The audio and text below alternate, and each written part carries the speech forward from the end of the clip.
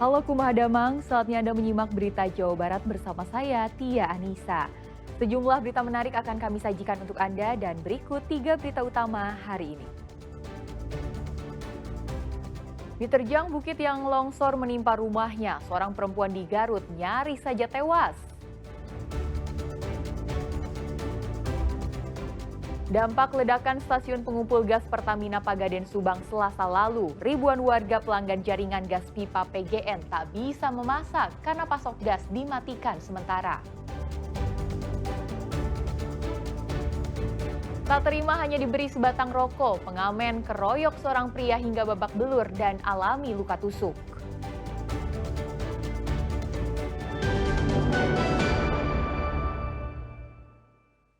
Kita ke informasi pertama. Pohon tumbang sempat menutup sebagian badan Jalan Nasional Cadas Pangeran Bawah Sumedang Senin petang. Akibatnya arus lalu lintas dari arah Bandung maupun Sumedang sempat ditutup. Batang pohon yang tumbang menutup separuh badan Jalan Cadas Pangeran Bawah, kawasan Pamulihan Sumedang pada Senin petang. Pohon yang tumbang adalah pohon beringin dengan akar menjalar. Diduga akibat batangnya sudah lapuk dan rapuh. Akibat kejadian ini, arus lalu lintas dari arah Bandung maupun Cirebon sempat mengalami kemacetan karena batang pohon menutupi setengah badan jalan. Petugas gabungan dari BPBD, TNI, Polri, PMI, dan Perhutani, serta aparat desa dan unsur relawan dikerahkan untuk menyingkirkan batang pohon yang menghalangi jalan dan membersihkan sisa-sisa akar pohon agar tidak longsor dan jatuh ke badan jalan, serta untuk mengurai kemacetan. Selama proses pembersihan pohon yang tumbang, petugas terpaksa menerapkan sistem buka tutup lalu lintas di sekitar lokasi. Telah terjadi pohon tumbang di ruas jalan Cadas Pangeran yang mana akibat pohon tumbang tersebut menutup arus lalin dari kedua arah. Nah, unsur yang terlibat dari TNI Polri, kemudian jajaran dari aparatur pemerintahan desa setempat dan relawan sedang berjibaku mengamankan bongkar atau sisa-sisa pohon yang tumbang. Sekarang untuk jalur sendiri buka tutup karena memang untuk penanganan cukup alot dan dengan banyaknya akar pada pohon. Tumbangnya pohon tidak menimbulkan korban jiwa maupun luka karena terjadi saat jalan kosong dan tidak dilalui kendaraan. Arus lalu lintas baru kembali normal setelah proses penanganan selama 2,5 jam. Agun Gunawan melaporkan dari Sumedang. Tanah longsor kembali melanda sejumlah wilayah di Jawa Barat, salah satunya terjadi di Desa Mekar Mulia, Kecamatan Teluk Jambe, Barat, Karawang. Longsor yang terjadi hari Selasa lalu nyaris memutus akses jalan dan mengancam 2 rumah warga akibat gerusan luapan Sungai Cibeet. Hujan deras yang mengguyur wilayah Dusun Luwi Sisir, Desa Mekar Mulia, Kecamatan Teluk Jambe Barat, Karawang, berujung bencana. Air Sungai Cibeet meluap dengan arus yang deras hingga menyebabkan longsor hari Selasa lalu. Longsor mengakibatkan akses jalan warga nyaris putus dan berbahaya untuk dilalui karena tanah di bawah jalan longsor. Pembangunan jalan untuk akses warga pun kini terhenti akibat longsor yang cukup parah. Warga meminta pemerintah Kabupaten Karawang segera memperbaiki turap sungai yang longsor akibat tergerus luapan Sungai Cibeet. Itu ambruk, udah dirucuk sama warga, sama Palura bantu ke Palura tanahnya. Ambruk juga, longsor. Itu akibat apa sih, Pak? Akibatnya banjir, Pak. Oh, Akibat banjir awalnya. Cibeet ini, Pak? Iya, Jadi meluap. meluap terputus, Pak. Karena perbaikin aja, Pak, gitu maksud saya, mah. Oh, Sayang ke warga saya gitu. Saya sebagai ketua RW gitu. khawatir Bapak? Iya, betul. Longsor tak hanya menggerus jalan, tapi juga mengancam keberadaan 2 unit rumah warga yang berada di bantaran Sungai Cibeet. Jika air sungai kembali meluap, dikhawatirkan rumah warga akan ambruk tergerus longsor. Akli Yusuf melaporkan dari Karawang. Hujan deras yang mengguyur Desa Bojong, Kecamatan Banjarwangi, Garut menyebabkan tebing longsor menerjang sebuah rumah milik warga. Akibatnya seorang penghuni rumah terluka. Longsor juga menutup jalan desa.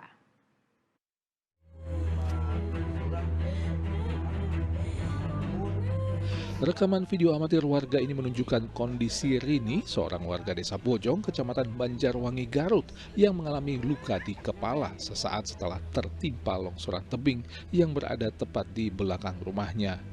Terluka hingga mengeluarkan darah dari kepala, Rini menangis dan mengalami trauma. Rumahnya yang rusak parah, hancur tertimpa longsor, kini tak lagi aman untuk ditempati. Ia pun mengungsi ke rumah orang tuanya.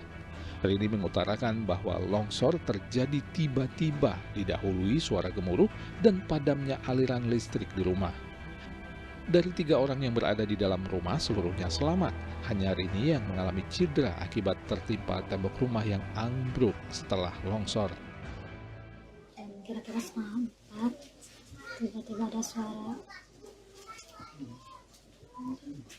Nah, suara gemuruh ya. Suara longsor. Terus tiba-tiba lampunya mati.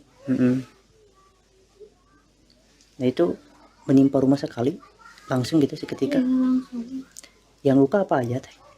di kepala, di tangan, sama di paha. Paha. Di rumah itu waktu malam tadi itu ada berapa orang? Ada 3 orang. 3 orang. Semuanya selamat. Alhamdulillah sih. Terluka juga semuanya yang. Sebenarnya tanda-tanda akan longsor sudah tampak sejak sebulan lalu. Tingginya curah hujan membuat tanah di wilayah perbukitan desa Bojong retak-retak dan semakin melebar. Saat ini aparat kecamatan bersama petugas BPBD tengah melakukan pendataan kerusakan rumah yang disebabkan oleh longsor dan pergerakan tanah yang terjadi. Tidak hanya menghancurkan rumah warga, longsor juga sempat menimbun jalan desa. Untuk rumah masih kita lakukan asesmen dan kita baru bergerak ke 4 desa, dan yang terdampak pada kejadian longsor saat ini berdampak terhadap beberapa rumah yang memang mengalami rusak berat dan infrastruktur jalan. Longsor yang melanda wilayah Kecamatan Banjarwangi terjadi pada sejumlah titik yang berada di 4 desa. Pendataan jumlah rumah warga yang rusak akibat longsor ditargetkan selesai akhir pekan ini dan akan dilaporkan ke BPBD Kabupaten Garut.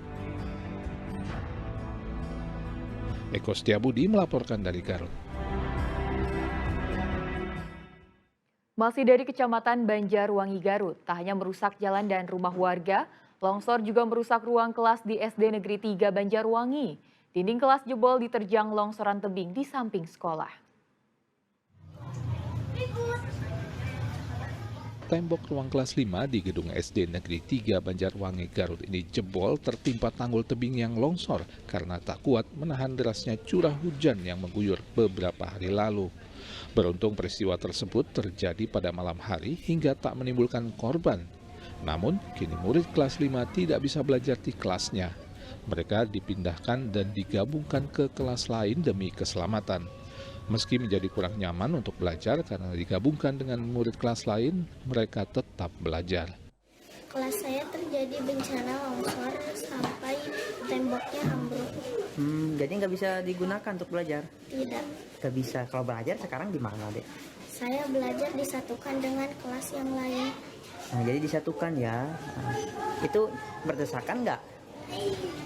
Ya, Iya, nyaman nggak? sedikit nyaman, sedikit tidak. Harapan saya kelas saya dengan cepat diperbaiki dan cepat baik. Pihak sekolah mengaku telah melaporkan kerusakan yang terjadi kepada Dinas Pendidikan Kabupaten Garut. Guru dan murid berharap perbaikan kelas dan tanggul penahan tebing bisa segera dilakukan agar kegiatan belajar mengajar tidak terganggu seperti saat ini. Terkena longsor itu sebenarnya itu dipakai juga, cuman setelah terjadi longsor akhirnya daripada terjadi apa-apa sama anak-anak, akhirnya anak-anak digabungkan. Jadi itu nggak bisa digunakan sama sekali ya Pak? Iya, sama sekali tidak digunakan. Itu air yang dari atas itu kena ke sana, akhirnya roboh karena hujan yang besar pas malam apa kemarin itu.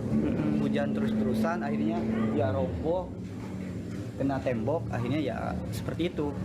Kelas 5 tidak bisa digunakan. Kami sudah membuat laporan ke pihak dinas, kemudian ke pihak desa juga. Harapan saya segera diperbaiki supaya pembelajaran lebih efektif lagi, karena kalau digabungkan ya anak-anak sesek gitu, tidak efektif pembelajarannya. Hingga saat ini material longsoran yang menjebol ruang kelas belum dibersihkan. Pihak sekolah berharap untuk penanganan awal bisa dilakukan oleh BPBD Garut berupa pembersihan kelas dan melakukan penilaian apakah longsor bisa meluas ke kelas lainnya jika curah hujan tinggi masih terus terjadi.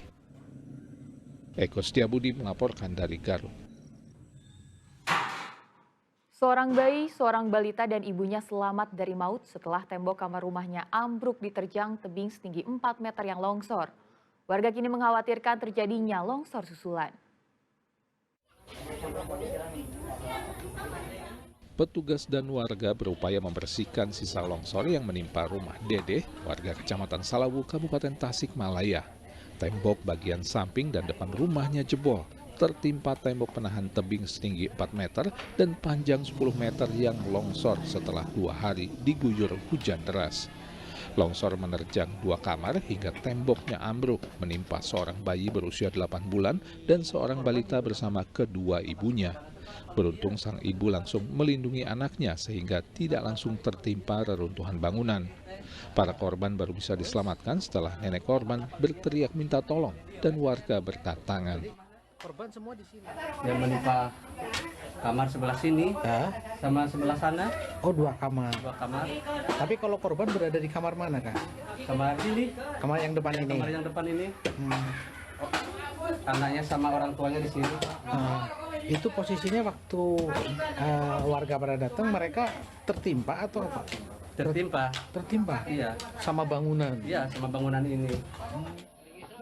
Bayi selamat dari maut karena tubuhnya dilindungi oleh tubuh ibunya. Sang ibu mengalami luka di tubuh dan kepala. Begitu juga dengan balita berusia 3,5 tahun yang juga cedera akibat tertimpa longsoran hingga harus dirawat di rumah sakit. Pemilik rumah mengaku longsor terjadi saat hujan turun. Lagi hujan, Gede. Agak besar. Longsornya besar ya. Ibu yang di rumah itu ada berapa orang? 7 orang. Kalau yang jadi korban itu ada berapa orang? 4. Posisinya ada di mana waktu itu, Ibu? Di kamar. Di kamar. Semuanya lagi tidur. Tidak hanya merusak rumah milik Dede, rumah tetangganya yang berada di atas tepat di bibir tebing yang longsor juga terancam ambruk jika terjadi longsor susulan. Warga pun was-was, apalagi jika hujan turun. Eko Setiabudi melaporkan dari Kabupaten Tasikmalaya. Dampak dari ledakan dan kebakaran akibat bocornya pipa gas Pertamina EP Subang, jaringan layanan gas rumah tangga ke 9.000 pelanggan terganggu. Warga terpaksa menumpang memasak di rumah kerabat yang memiliki tabung LPG atau membeli makanan jadi. Para pelanggan layanan jaringan gas alam dari PT Perusahaan Gas Negara PGN di 4 desa di Pagaden Subang Selasa siang tidak bisa memasak.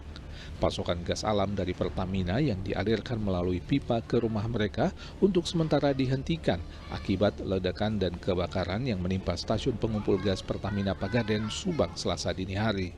Untuk tetap bisa memasak, para pelanggan gas alam ini terpaksa menumpang pada tetangga atau kerabat yang menggunakan gas LPG tabung atau membeli makanan di warung. Tapi sekarang belum bisa masak lagi ya, Bu ya? Belum, sekarang belum masak lagi. Udah mati gasnya. Terus dengan adanya ledakan ini gimana, Bu? Ya ledakan ini masaknya di tetangga-tetangga weh. Oh, karena memang mati ya dari sananya. Ya, mati. Kan ada listrik itu masak di listrik itu masak nasi mah. Nah, untuk masak yang lainnya, kegiatan-kegiatan dapur yang lainnya gimana sekarang? Ya, tumpang aja pakai hawu gitu gantungnya. Oh, numpang sama anak. Pantauan terakhir hari Rabu, sebagian pelanggan jaringan gas dari PGN sudah kembali mendapatkan aliran gas. Menurut pihak PT Pertamina EP, pasokan gas dari Pertamina EP Lapangan Subang ke Perusahaan Gas Negara (PGN) telah disalurkan kembali pada Selasa sore dengan besaran volume sekitar 100 MMBTU per hari. Pemulihan pasokan gas PGN ke 9.000 pelanggan yang tadinya dihentikan secara bertahap kembali disalurkan. Zainal Arifin melaporkan dari Subang.